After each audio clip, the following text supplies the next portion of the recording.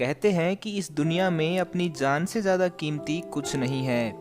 बात जब जिंदगी पर आती है तो एक कुत्ता शेर से भी भिड़ जाता है, लेकिन जब यही जंग खुद से हो तो सिचुएशन थोड़ी सी कॉम्प्लिकेटेड हो जाती है।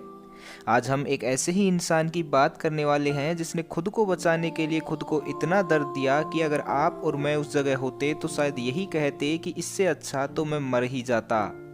तो स्वागत है आप सभी का रहस्य टीवी में और मैं हूं कुलदीप। तो चलिए जानते हैं आज उस इंसान की कहानी जो आपके रोंगटे खड़े कर देगी। ये कहानी है एरन रोल्स्टन की। 27 अक्टूबर 1975 को जन्मा ये शख्स पेशे से एक मैकेनिकल इंजीनियर था, लेकिन पता नहीं कहां से इसके सर पर माउंटेनियरिंग का भूत सवार हो गया।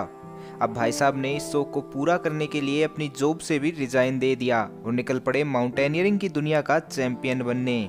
दरअसल रोल्स्टन का एक सपना था कि उसे कोलोराडो की उन सभी पर्वत चोटियों पर चढ़ना है जिनकी हाइट कम से कम 14,000 फीट है, और रोल्स्टन ऐसा करने वाला पहला इंसान बनना चाहता था।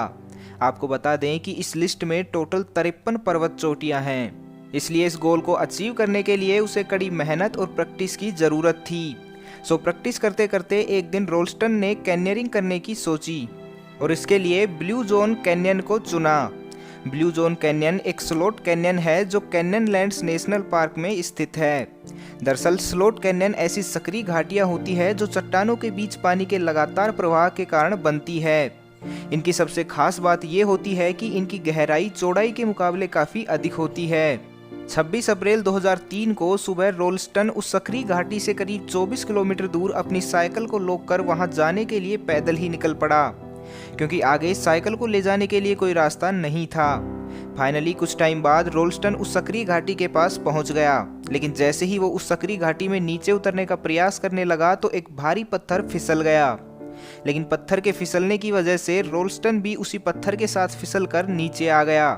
करीब 1 सेकंड बाद ही रोल्स्टन को एहसास हो गया कि वो एक बड़ी मुसीबत में फंस चुका है, क्योंकि उसका दाहिना हाथ उस 360 किलोग्राम वजनी पत्थर के नीचे दब चुका था और वो पत्थर घाटी की दोनों दीवारों के बीच। यहाँ एक और समस्या ये थी कि रोल्स्टन ने अपनी इस ट्रिप के बारे में किसी को कुछ नहीं बताया था कि वो कहाँ जा रहा है, और ना ही उसके पास उस समय ऐसा कोई इंस्ट्रूमेंट या फ़ोन था जिसकी मदद से वो किसी की हेल्प ले सके। उसकी किस्मत इस हद तक खराब थी कि जिस घाटी में वो फंसा हुआ था वो ऊपर से बेहद सकरी थी। ऐसे में अगर गलती से भी कोई रेस्क्यू हेलीकॉप्टर वहां से गुजरता तो उसे हेलीकॉप्टर से देख पाना नामुमकिन था। जिस समय रोल्स्टन इस मुसीबत में फंसा था उस समय उसके पास पीने के लिए केवल 350 मिलीलीटर पानी बचा हुआ था और खाने के नाम पर केवल 2 बेरिटोस। करीब 3 दिनों तक रोल्स्टन इसी घाटी में फंसा रहा, इस उम्मीद में कि कोई बचाव दल आएगा और उसे बचा ले जाएगा। इस बीच उसने पत्थर को हटाने की हर संभव कोशिश भी की, लेकिन हर बार उसे केवल असफलता ही मिली। हालात ये थे कि पानी पूरी तरह खत्म हो चुका था और उसे जिंदा रहने के लिए अपना यूरिन पीना पड़ रहा था। उसका शरीर डिहाइड्रेशन का सामना कर रहा था। लगातार 3 दिनों तक हाथ में ब्लड सर्कुलेशन ना होने की वजह से अब उसका हाथ भी डिकम्पोज होना शुरू हो गया। 5वें दिन जब पानी पूरी तरह खत्म हो गया तथा उसकी बॉडी भी पूरी तरह डिहाइड्रेट हो चुकी थी, तब थकान के कारण उसे नींद आ गई, जहां उसने एक सपना देखा कि वो भविष्य में अपने बच्चे के साथ खेल रहा है, लेकिन उसका दाहिना हाथ कटा हुआ है। जब सुबह रोल्स्टन की आंखें खुली तो उसने फैसला लिया कि वो इस सपने को सच करके दिखाएगा। लेकिन अपने हाथ को काटने के लिए उसके पास सिर्फ एक मल्टी टूल था जिसमें 2 इंच का नाइफ, पाइलर्स और कुछ अन्य जरूरी चीजें एक ही जगह होती हैं। ये मल्टी टूल उसे एक फ्लैशलाइट खरीदने पर मुफ्त मिला था, यानी ऐसी क्वालिटी के नाइफ के साथ हाथ और स्पेशली हड्डियों को काटना इम्पॉसिबल था। इसलिए रोल्स्टन ने सबसे पहले टॉर्क फोर्स का यूज करके, यानी अपने हाथ को रोटेट करके रेडियस और अल्ना बोन्स को ब्रेक कर लिया और उसके बाद उस जगह स्किन को काटना शुरू कर दिया। 2 इंच के उस पॉकेट नाइफ की हेल्प से रोल्स्टन ने सबसे पहले अपने हाथ की सभी मसल्स और स्किन को कट किया और सबसे अंत में पाइलर्स की हेल्प से टेंडन्स और नर्व्स को कट किया। आपको बता दें कि टेंडन्स और नर्व्स को बिना एनेस्थीसिया, मेडिकल हेल्प और प्रॉपर इंस्ट्रूमेंट के कट करना हद से ज़्यादा पेनफुल होता है। जब कभी हमारी कोहनी किसी चीज़ से टकराती है तो जो करंट हमें फील होता है वो करंट इन्हीं नर्व्स की वजह से फील होता है। तो सोचिए जब आप अपने हाथ की सभी नर्व्स और टेंडन्स को डायरेक्टली कट करेंगे तो वो फीलिंग कैसी होगी। इस पूरी प्रोसेस में 1 घंटा लगा। इस दौरान रोल्स्टन के टोटल ब्लड वॉल्यूम का 25% ब्लड बह गया।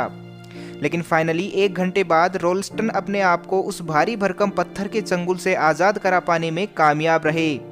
लेकिन अभी उन्हें 24 किलोमीटर का सफ़र पैदल ही तय करना था। इसलिए एक हाथ की मदद से ही उस घाटी को पार कर रोल्स्टन ऊपर आए और करीब 9.7 किलोमीटर तक पैदल यात्रा की।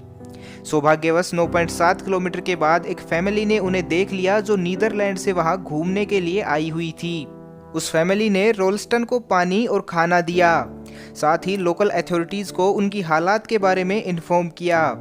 लोकल अथॉरिटीज़ ने रेस्क्यू टीम के साथ कांटेक्ट किया जो पिछले कुछ दिनों से उन्हें ढूंढ रही थी, क्योंकि घर वापस ना लौटने की वजह से रोल्स्टन की फैमिली ने एक मिसिंग रिपोर्ट दर्ज करवा दी थी।